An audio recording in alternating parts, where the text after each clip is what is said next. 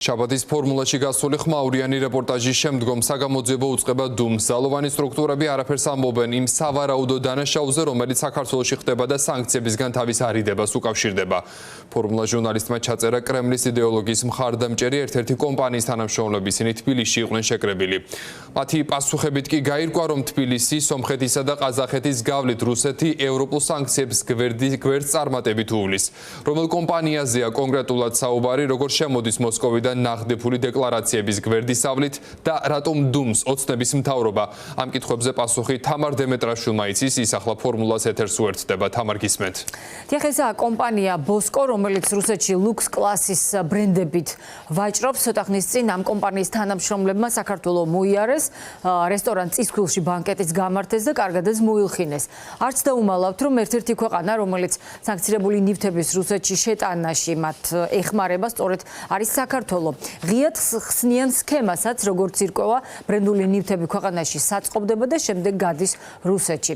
შესაბამისად, ის რომ მდიდარ რუსებს გუჩი, პრადა, ბარბერი და სხვა მაღალი კლასის ბრენდები არ აკლიათ, ეს სწორედ საქართველოს იმ მოქალაქეების დამსახურებაა, რომლებიც არაფრად აგდებენ იმ მიზეზს, რის გამოც ეს ქვეყანა დასანქცირდა და ამ ოპერაციებიდან კარგ ფინანსურ სარგებელსაც იღებენ სავარაუდოდ. სხვათა შორის, ბოსკოს გენერალური დირექტორი ეროვნებით ქართველი თემურ გოგობერიძეა, მფლობელი კი კრემლთან დაახლოებული პუტინისტი მიხეილ კურსენოვიჩი.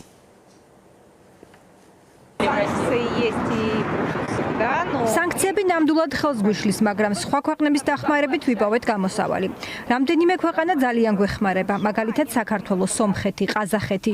ჩვენი დახმარება ხდება განთავსების კუთხით. ცნობილ ბრენდებს ისინი ანთავსებენ თავიანთ ქვეყნებში და შემდეგ შემოდის ჩვენთან. ასე ვუვლით გვერდ სანქციებს. მთელი რუსეთი ასე უვლის სანქციებს გვერდს. მეგობარი ქვეყნები ხვდებიან, რომ ყველას უნდა ცხოვრება და არსებობა. ეკონომიკა არის ეკონომიკა და სხვანაირად ჩვენ ვერ გადავრჩებით. დიდი ხანია ასე ვმუშაობთ. მნიშვნელოვანია, რომ ჩვენი გენერალური დირექტორი ქართველი თემურ გოგობერიძეა. მე როგორც ვიცი, ჩვენი ქვეყანაც გეხმარება საქართველოს სანქციების გვერდის ავლა ხდება იმის დახმარება. აი რა ფორმით ხდება?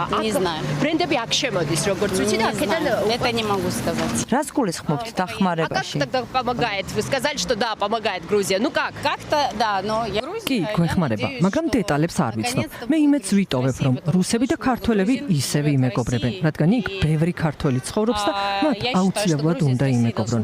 ოკუპაციაც არ აუშავს, ბევრ ქვეყანაშია პრობლემა. Все адаптируются к новым реалиям, поэтому мы работаем. რაც შეეხება თქვენ კითხვას სანქციების თაობაზე. ყველაფერი ადაპტირდა, ყველაფერი ნორმალურად არის. ეს არის უფრო რთული, მაგრამ მუშაობა შესაძლებელია. მე არ ვიცი ჩვენს გენერალურ დირექტორს, რომელიც ქართველია, ეხმარებიან თუ არა მისი ქართველი მეგობრები, მაგრამ ის რომ ჩვენ მეგობრული ურთიერთობა გვაქვს საქართველოსთან, ეს ძალიან გვეხმარება, რაც მნიშვნელოვანია. არ ვიცი დეტალები, მაგრამ ვიცი რომ საქართველოს, სომხეთი ჩვენი მეგობარი ქვეყნებია, რაც ეხმარება საერთო საქმესა და ბიზნესს. Безусловно, важно, это помогает общему бизнесу. ის რომ საქართველო მათ სანქციებისაგან გვერდის ავლაში ეხმარება, არ მალავენ თავად რუსები, სამაგიეროდ საქართველოს ხელისუფლება ყოველ მსგავს შემთხვევაზე კატეგორიულად ამტკიცებს, რომ ფაქტები ბუნებაში არ არსებობს. არა, ოპონენტების მხრიდან არაერთხელ გახმოვანებულა საეჭვო შემთხვევები, მათ შორის ნავთობპროდუქტებთან დაკავშირებითაც. საქართველო ამ პროცესში არის მთავარი საკვანძო ქვეყანა, სატრანსპორტო ლოგისტიკური ცენტრი, რომ ირგიზეთის შემთხვევაშიც, ყაზახეთის შემთხვევაშიც, სომხეთის შემთხვევაშიც მთავარ როლს ასრულებს საქართველო როგორც სატრანსპორტო ლოგისტიკური კვანძი, რომ საქართველოს გარეშე ამ სქემის განხორციელება არის შეუძლებელი და ცუდია ის, რომ ხელისუფლება არც ცდილობს მაქსიმალურად ხელი შეუწყოს დასავლურ ცივილიზებულ სამყაროს სანქციების ეფექტიანობის ამაღლებაში. თუ ვინმეს ინტერესებში შედის უკრაინის შემდეგ, რომ დასავლური სანქციების ეფექტიანობა იყოს მაღალი, ეს არის საქართველო. თუ ვინმეს გონია, რომ ეს სხვისი ომია ან სხვისი კონფლიქტია და ჩვენ აქ უბრალოდ ხელი უნდა მოვითფოთ და სხვა არაფერი ძალიან ცდება. ამ საფრთხეებთან დაკავშირებით ჩვენ ომის დაწყების პირველივე დღეებიდანვე საუბრობდით, მაშინ როდესაც უკვე სანქციების შემოღება დაიწყეს რუსეთთან და ჩვენ საუბრობდით ამ საფრთხეებზე და ვაფრთხილებდით ხელისუფლებას, რომ საქართველოს არ გადაქცეულიყო ამ რაღაცა, ასე ვთქვათ, დიდ გამტარ სანქციების ასარიდებელ ქვეყნად, მაგრამ სამწუხაროდ ქართული ოცნების არჩევანი იყო ის, რაც ახლა არის და რაც ახლა ხდება.